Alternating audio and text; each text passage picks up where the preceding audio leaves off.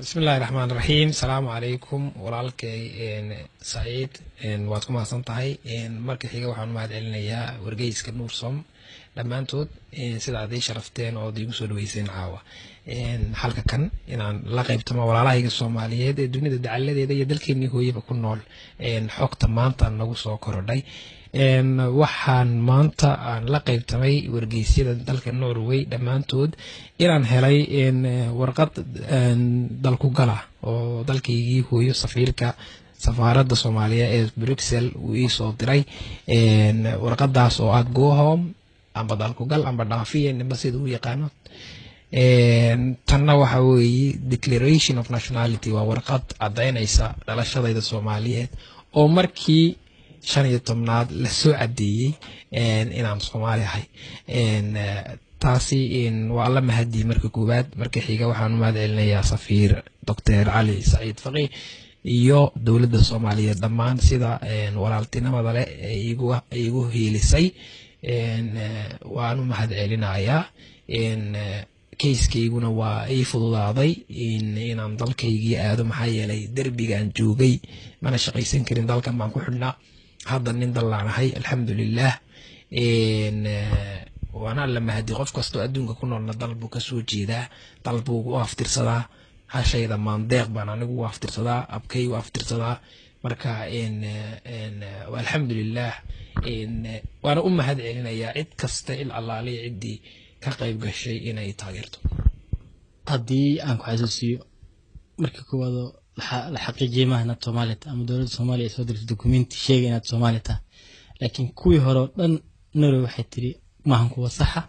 maahan kuwa ka turjumay ama cadeyn kara in mahad abiib Soomaaliya kuwan cusub maanta ku hor maxay ka duwan yihiin wallahi kuwan iyo kuwii horeba waa isku mid laakiin horeba Soomaali waxa diraa hal walba halkays digto iyo lagu qalaa anigu wax midaan dhibsadeen waraysigii horena ka bixiyay waxa weeye Soomaaliya maanta dhibta taagan ee dawladda Norway nagu hayso waxa weeye warqadihii Soomaaliyeed ee dawladda Soomaaliyeed ee hadda jirtay adduunka ixtiraafsan yahay ay arsixiso soo qorto ma ixtiraafto waa xadgudub maxaa yeelay haddana heshiis bay rabtaa inay la gasho dad dib loogu celiyo Soomaaliya haddii Oromo iyo qoomiyada kale iyo maxaa la yiraahdaa Axmaar iyo dad kale haddii loo diro Soomaaliya ma Soomaali way qabsada baa la dhigi waa in horta la ixtiraafaa istaamka iyo sumadda Soomaaliyeed si loo kala xulo kuma Soomaaliya kuma aan Soomaaliyeyn marka aad baan uga xumahay arintan way haday diidaanna aniga waxbay iman galina dalal kale oo Yurub oo qadariya warqadaha Soomaaliyeed oo go home kan qadarinaya jiro kuwaasaan ka dhoofi maxaa yeelay anigu mid aan kaliya teen rabo waxa weey inaan dalkayga ku laabto dalka Norway way diideen dalkoogii qasab iyo kumalihi inaan sii joogjogo inaan ka shaqeysto haddii ii diideen waad maasantihiin u bayay iga istaahilaan waad maasantihiin baan leeyahay balse waxaan rabaa walibana qof kasta wuxuu shaqeysto xaq buu leeyahay inuu qaato war waxaan shaqeeyay intaasoo sano gunnadeydii hal la isiiyo si aan noloshayda cusub ugu start gareeyo dalkayga hooyo oo dib u dhiska dalkayga aan uga qayb galo okay kiiskii maxkamad marka ku xukuntay racfaan baa qaadatay racfaankii wili jawaab ka sugaysaa marka macnaheedu hadaa wadan ka baxdid kiiskaagii Norway markaas ku burburay mise si kale ku sii wadi kartid waajir ma yadaano dalka ka maqan kiiskaas waa iska soconaya horta dawladda Norway anigu warqadahoogii way qaateen iyaga iska leh horena waan u sheegay wax qasab oo isu cisha dhigi karana ma haday diidaan oo diidaan balse meesha waxa yaala Soomaali mati kuma Soomaali su'aasha la isweydiiyay kuma Soomaali ma reer soo ka Soomaaliyeed baa jira maya Soomaali baan wada nahnay nin kastoo af Soomaali ku hadlo dhigiisu Soomaali yahay waa Soomaali dastuurkana qeexaya 1960kii dastuurka ayaa qeexaya hadduu ilmuhu ku dhashay xitaa dalka dibadiisa Ruushka iyo dalal kale oo Yurub uu hooyay abi Soomaali yihiin waa Soomaali baasaboor Soomaali xaq buu leeyahay laakiin maanta ta keentay inaan 2 sano sugo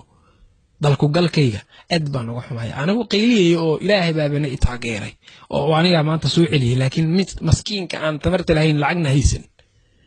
anigu waxaan qabaa in reform la sameeyo si uu qof kasto Soomaali u dhig Soomaaliyeed leh xaqiisa iyo dastuurku siinayo inuu helo maxaa yeelay haddaan su'aashaada dib ugu laabtana nin dalkiisa aadayaan maxkamadaasina way iska soconaysaa waxaan ku dagaalami doonaa sharci maaha hadda way ka weyn tahay soomaalinimadayda maxkamadaasi anigu waxaan uga fadhiyaa waa bisha 10aad 25-keyga 2018 iyo maxkamadaasi dhici doontaa waa hadduu alla nagu simo waxaan anigu uga fadhiyaa dowladda Norway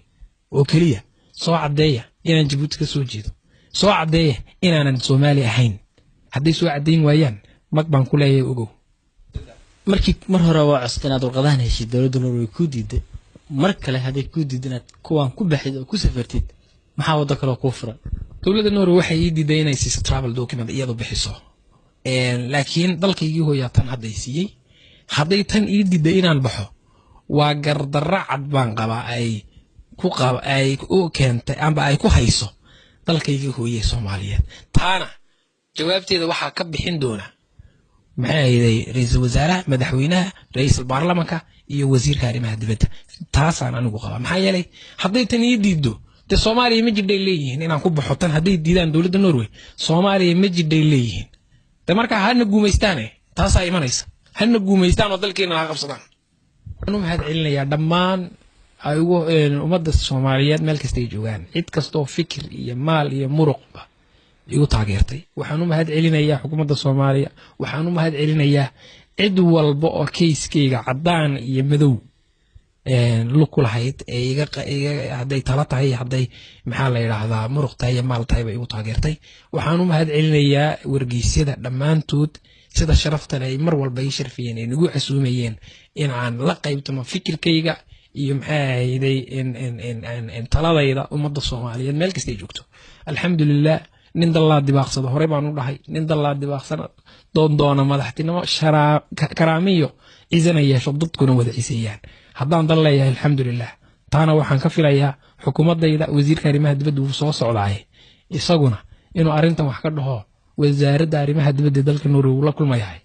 uu in yar xogaha dhigiska shuu yiraahdo warqadaha Soomaaliya la tixgeliyo hal la ictiraafo maxaa yeelay qaxootiga la soo celinayo qoomiyad kasta yeelan kartaa haddii la tixgelin warqadaheena sidee u ogaanaynaa qofka noo soo noqonaya Soomaaliya inuu yahay in kale wabillahi tawfiiq